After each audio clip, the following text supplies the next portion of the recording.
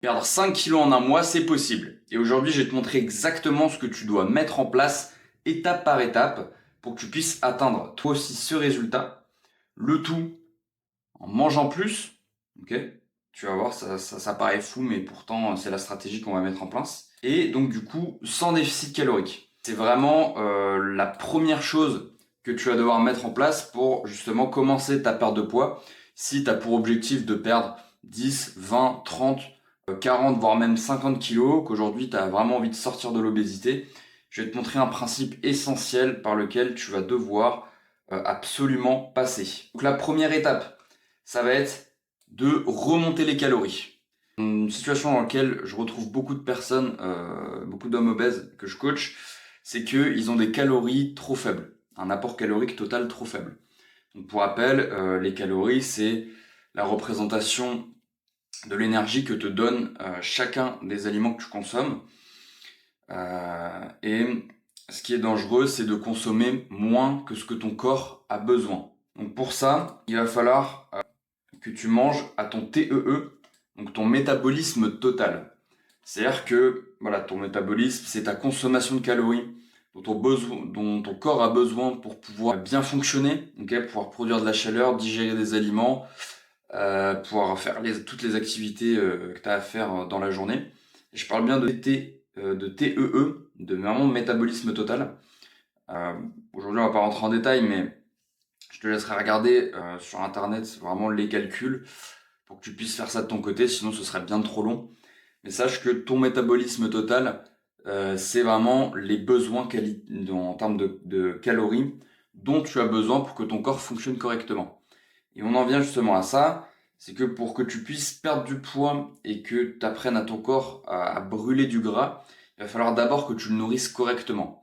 Parce que s'il est tout le temps en diète, ce qu'il va faire, c'est qu'il va vouloir justement à l'inverse stocker du gras. Parce qu'en fait, ce qu'il faut que tu comprennes, c'est que tes stocks de gras, c'est vraiment des réserves pour ton corps. Et le déficit calorique, en fait, le problème, c'est que ça met trop ton corps en manque.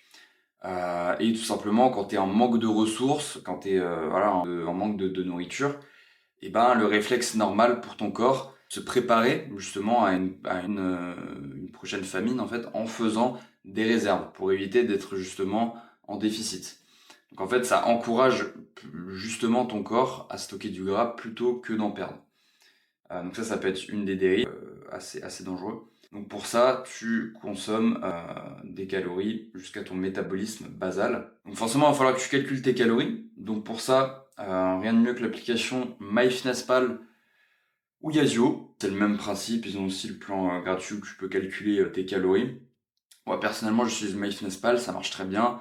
Tu as plein de données d'aliments possibles. Donc tu as de quoi trouver vraiment ce que tu manges et tu as juste à peser et à rentrer dans l'application. Comme ça, tu auras une image claire de tes besoins. Après, je suis prêt à parier qu'aujourd'hui, si tu regardes cette vidéo, c'est que tu ne consommes pas suffisamment de calories. Et donc, le protocole, il est simple, parce que si tu es en déficit déjà de 1000 calories, tu vas pas faire manger 1000 calories de plus à ton corps. Sinon, si tu m'as suivi jusque-là, ton corps va utiliser ces calories-là pour les stocker, étant donné que tu l'as déjà habitué à fonctionner avec un nombre de calories assez faible. Donc ce que tu vas faire, c'est augmenter de 200 calories toutes les semaines ou toutes les 2 semaines, donc de ton apport que tu as aujourd'hui vers ton apport de métabolisme de base, donc ton TEE, pour que tu puisses remonter progressivement, que ça engendre pas un gros stress pour ton corps et que tu limites tout simplement le stockage. La deuxième étape, ça va être de rééquilibrer tes macronutriments. Donc tes macronutriments, c'est ce que représentent tes calories.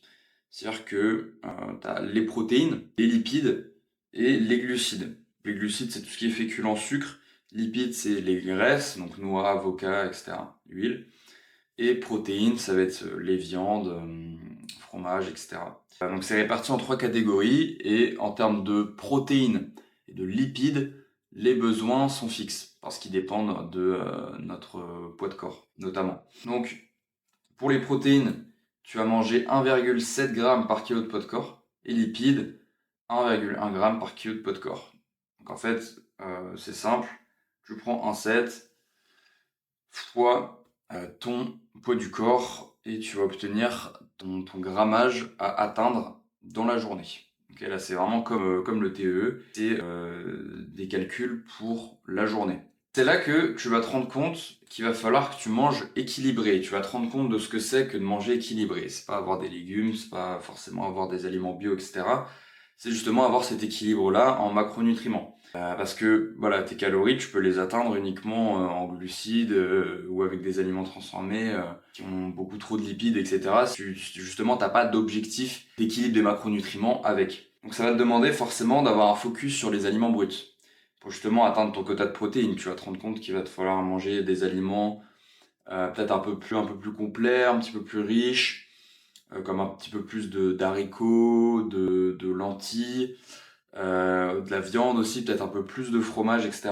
Pareil pour les lipides, forcément, si aujourd'hui tu consommes beaucoup d'aliments transformés, tu vas te rendre compte qu'il y a un gros taux de lipides et que c'est plutôt facile de monter en lipides. Donc, ce focus alimentaire sur les aliments bruts pour rééquilibrer tes macronutriments, voilà, ça va te forcer en fait à manger le moins d'aliments transformés avec des assiettes plus variées et finalement plus équilibrées parce que c'est ça qui va et atteindre ton quota de calories et atteindre tes quotas de macronutriments, ce qui est vraiment la base de la nutrition. Et donc pour ça, il va falloir justement se focus sur les aliments bruts non transformés.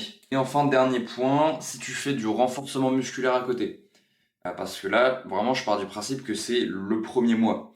Donc il n'y a pas forcément d'évolution sur un programme sportif. Si tu passes sur du renforcement musculaire, ou vraiment du sport pour la perf, etc., je passe à 2 ou 2,2 grammes de protéines par kilo de poids de corps pour venir justement soutenir la synthèse protéique, pas perdre de muscle et venir tout simplement nourrir tes muscles du coup qui sont un peu plus en demande.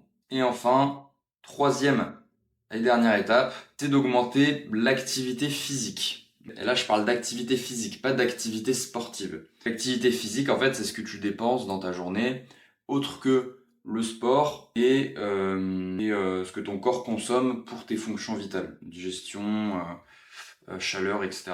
En fait, ça va se catégoriser par ton nombre de pas. Et oui, les fameux 10 000 pas par jour.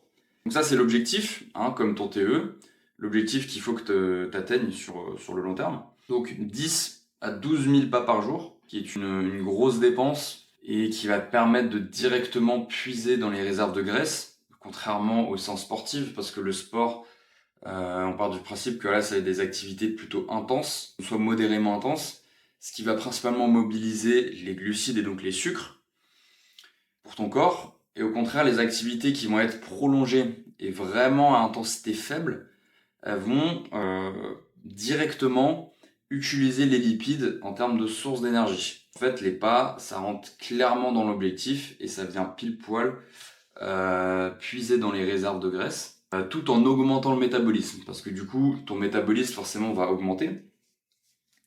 Parce que tu te déplaces plus dans ta journée, tu lui fais plus brûler de calories. D'où justement l'augmentation jusqu'au TDE. C'est pour ça qu'on cherche vraiment pas de déficit calorique. C'est une sorte de léger déficit, mais c'est pas un déficit calorique comme on a l'habitude d'entendre, où c'est vraiment où on tape que dans les calories, ce qui vient au final taper aussi dans tes besoins vitaux.